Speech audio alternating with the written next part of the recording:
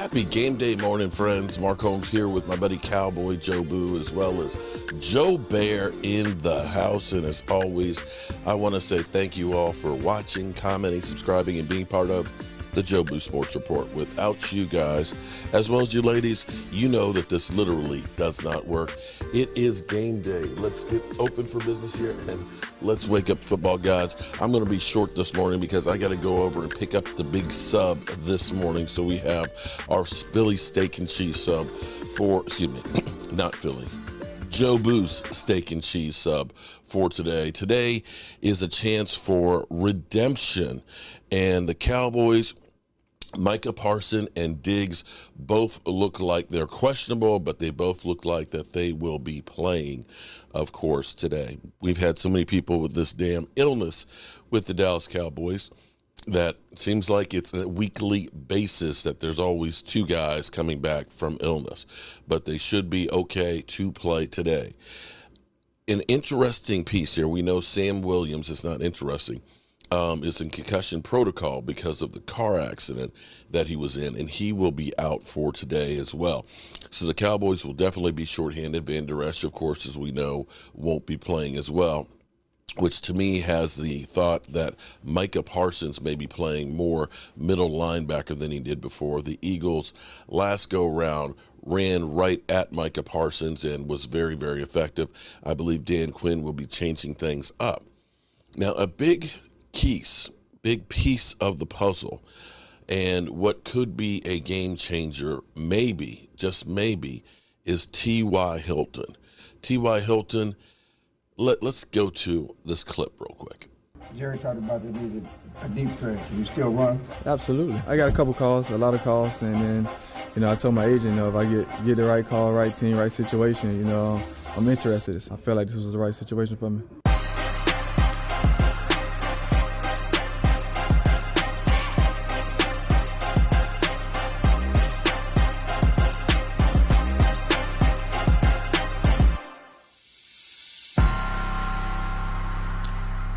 We'll see.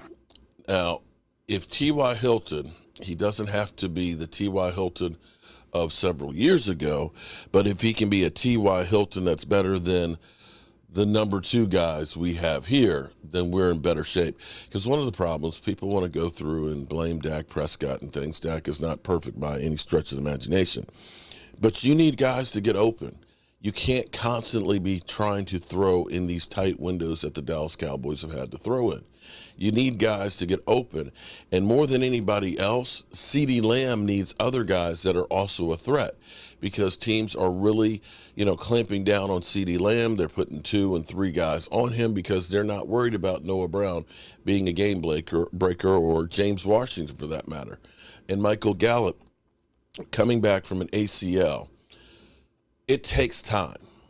It really takes time. You look at right now, Chase Young is supposed to get his first action back. And I guarantee you Chase Young is not going to be the Chase Young that you saw his rookie year. It takes you over a year to recover from an ACL. I don't have concerns about him for next year and things, but for this year, he is not the game breaker. He is not the deep threat. He is not getting the separation that he used to. And I believe over the course of the last 2 games, he's had 3 catches. And we're going to have more production from that position than before. Now, we've got Winter Storm Elliott, which is froze the country. It's 7 degrees here this morning. I got to go out and get the big sub and things. Elliott has kicked the country's ass. Message to Kellen Moore: run the damn football. Winter Storm Elliott should be coming for the Cowboys. Elliott and Tony Pollard, run the football. Good things happen when you can run the rock. And that's what we really need to get to this weekend. So, again, keeping this short because I got to get back and got to make the clam chowder and get the chicken wings ready. The Giants will be playing the Minnesota Vikings at 1 o'clock. We'll be live streaming for the whole day, watching that, of course, and going into the Philadelphia Eagles game. I don't know if Philly 500 has responded to the idea of a bet or not, but we'll find out sometime today. Let's listen in. Can the Cowboys beat the Eagles? Cowboys game of the week on Fox. Saturday at 4, Dallas favored by 4. Dak versus Gardner. Coach Mangini is here with us. Always a delight. Brew, we'll start with you. What do you got in this game? You've been all over the map on this one. Eagles. Okay. All right, the Eagles. All right, and I'm saying it with base. You did. As you guys can see, I have no trust in the Cowboys. That's part of it. All right, I expect them to come out and play maybe their C game. C game? Yeah, I just have no faith in them. All right. And I think on top of that, the Eagles do present some problems for them. Obviously, they got the best pass rush in the league. If they can get to Dak, that's when he really struggles. He's had 6 of his 7 interceptions in the last 4 games came against pressure. So I think they can still do that. And then Minshew is as good as it gets for a backup quarterback. He's a fairly mobile and agile guy, so I think they can still run the ball. Obviously, they got a great run game with Miles Sanders. So I think they go in there and stun the Cowboys and ruin Jerry Jones' holiday. Yeah, first of all, I'm a little disappointed I didn't get the trumpets when I walked in. First of all, could we love you, Coach, but you're not royalty. A little bit bigger introduction by Wilds. I mean, there's trumpets, there's all kind of things going on. So, hey, Eric's here. Oh, yeah, by the way. I'm with you, Brew. I like the Eagles, and I like the Eagles for a couple reasons. I think that collectively, they match up better, and it's statistically in all areas. And then the pressure's somewhat off them. Dallas feels the pressure to win this game. Dallas is feeling the pressure of facing a backup quarterback. Everybody says that they should win, and I'm not sure how confident they are with themselves and how confident they are with dealing with this situation. So the Eagles going into this game with that mindset and a little bit more relaxed, I think, gives them an edge on top of the other things they have, and I do like Minshew as well. There's a couple things. First of all, the real headline there is Chris Broussard just said Gardner Minshew's better than Jimmy Garoppolo. Wow. That's the best backup quarterback in the league. Jimmy G's back at start of the year, my friend. Oh, okay, my bad. All right, so, but more importantly. Just looking to take a shot at Jimmy G. Just more importantly, the Cowboys have been the most overrated, over-discussed team of the last quarter century. And now I think it's swung too far in the other direction. I love it. I think they're underrated now.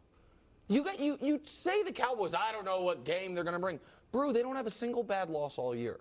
They have games that during the game they were in position to win. 19-3 to Tampa, wasn't it? I know it was game 1. No, I think given the fact that you're playing Tampa when they were far healthier than they are now, and Dak broke his thumb in the game, I'm not going to kill him for that. Their other losses are to Philly with their own backup quarterback, in overtime to the Packers, who you guys think could be dangerous, and to but that's a bad one of the hottest. That's a bad and loss. to the Jacksonville Jaguars. Right.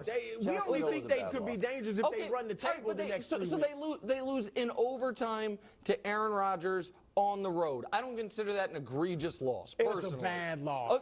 Okay, that Packers team, what did they lose? I disagree with you that losing in Lambeau in overtime is a bad loss, and you lose to the Jags. So and the Jags I know you think Houston's they beat because Houston. They play. I know, but it was not a good performance. I know you're saving face because Houston played Kansas City tough. No, so now you think they're frisky. No, it's because my point is the Cowboys are 10-4. And their losses have come to, let me check, 3 teams that are going to make the playoffs and Aaron Rodgers on the road. And we act like they come out and once a month lay an egg. No, they don't. And so the real question with Dallas is Dak going to correct the interception problem? And if he does, they're as dangerous, Wilds, as any team in the NFC. And I personally think they win this game. I think they win this game because Philly doesn't need it. I look at it, I agree with your analysis that Dallas has to have it, Philly doesn't. I think if there's ever a time for Philly to be like, we essentially locked up the 1 seed last week. We're playing our backup quarterback. We're not going to play a real meaningful game in a month. We already beat these guys once. Like, just the motivational edge is going to be so skewed. Though. But I think Philly should crush world's looking at. No, Dallas, he's saying. Dallas. No, but I'm saying Philly should be motivated on the stage to step up and really drive it home. It's like, you know what? You can't beat us with Gardner Minshew. Never mind once we have Jalen Hurts back.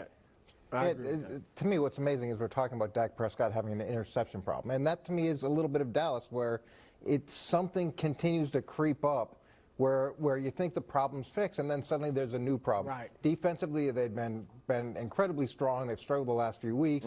Suddenly now Dak has an interception problem, and it's always sometimes it's a question of identity. That's fair. Do we want to throw the ball 50 times? Do we want to run? They don't have that quite figured out either. That's fair. I also think the media thinks a hell of a lot more highly of Gardner Minshew than the league does. Because Gardner Minshew was acquired for a conditional 6th-round pick 15 months ago, 18 months ago. Who traded him? Jacksonville traded him. And what was the situation in Jacksonville last year? Was it like the model of functionality? No, I understand that. I get that. But my point is, I would hope that before you trade a guy for a conditional 6th, if you know you're moving on from him because you want to give the reins over to the prince who was promised, again, we don't need the trumpeters at the moment, that you would at least survey the league and see if anyone wanted to give you a 4th for him or something better. Now, maybe they didn't. I obviously am not privy to that, but I just think Gardner Minshew I think the media likes him, and he has a cool mustache, and he wears jorts, and he lived in a trailer, and all that's fun. But the league doesn't seem to have as high of an opinion of him as I think people on television do. All right, Cowboys have the 6th best odds to win the Super Bowl. Coach, will you believe? All right, so interesting. I kind of like it better when the Cowboys aren't the favorites, because it seems like whenever we are touted to be the team that's supposed to win is when we generally lay an egg. All right, good people, I'm going to be, of course, in and out and stuff with any updates that we get going forward, but I need to go get the sub. You know how we roll.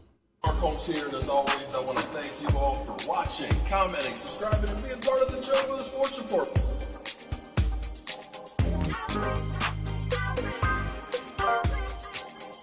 You did one hell of a job, and the only thing else I got to say is, how about this job?